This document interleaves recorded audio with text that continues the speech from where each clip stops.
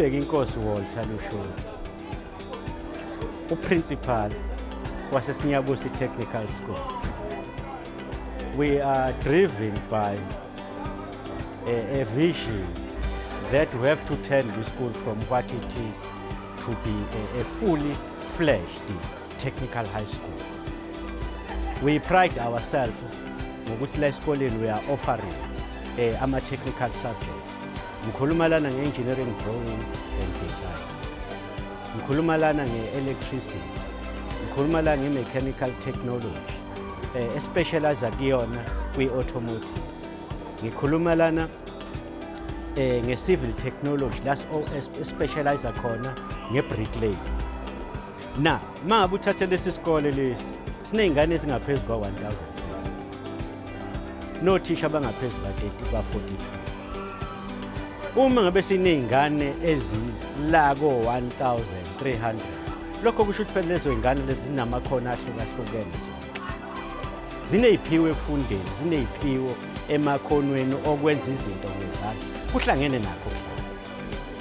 Masibuya sise la esikoleni, into enkulu kakhulu la esikoleni ukuthi we want to deliver quality education to all learners kulesi sikole. Kuleyo quality education ayikwazi ukuba impumelelo i-quality education ukufundisa ingane kusukela ekuseni kuze kuyoshona ilanga. Ngale kokuthi ingane ngoba iyi-teenager kufanele kube khona ukunyakazisa umzimba. Sinayo-ke leyo wing leyo especializayo ngokuthi iy'ngane fanele mazihlale zijuluke. Kukhona konke esikwenzayo siya-excela khona ngoba ngenhlanhla sinabo othisha abanekhono ikakhulukazi ebholeni.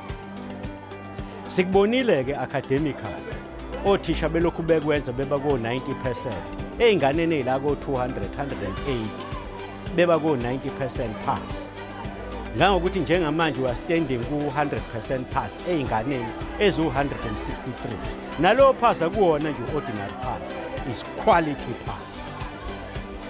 Okuthema ngabe kuqhamuka umhleli lesikole ezishaya elikhulu ihlobo ezokhuluma ngama-sports okuyiyona nto nebesizama ngayo yonke indlela ukuthi siyi-encourage esikoleni.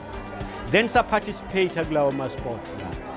Besiba khona isikhathi sokuthi iy'ngane uma ngabe yiphuma ziya kuma-sports zoyi-practice ziphume nothisha nakhona befike bedlale kahle. Sikubonile bephuma behamba beya kuma-games okuqala nama-games esibili. Sakubona bebuya bewini. Akubanga kube yi-win nje ngoba ukujabula kwaphela kanjalo. We assembly, we are appreciating that sonke la esikoleni and siba-encourage ukuthi mabenze kancane.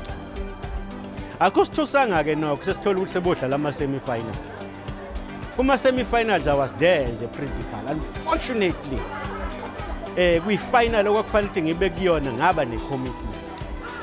Ngababona kwi-semi-final ukuthi si-assessment sokuthi sizoyithatha. Thank you so much kuMhleli Foundation. Ikakhulukazi mase kuziwa kwi-financial contribution esiyitholile. Wathi asisho into esiyidinga. Namhlanje isikole sine-fridge. Iy'ngane zaka-consumer studies sezizoba ne-fridge la izokwazi khona ukubeka izinto. Zenza izinto ngokufunda la esikoleni ezokwazi ukuthi i-contribute ekuphaseni kwazo. Kuney'tofu esesiyinikezwe uMhleli Foundation. Esakumele ngelulu ukuthi sibe nazo lezo y'tofu ngoba phela na i-Department of Education including i-government abanayo imali ukuthi bengakwazi ukusenelisa sonke eSouth Africa. Now we are saying we are very much appreciative of what uMhleli is doing.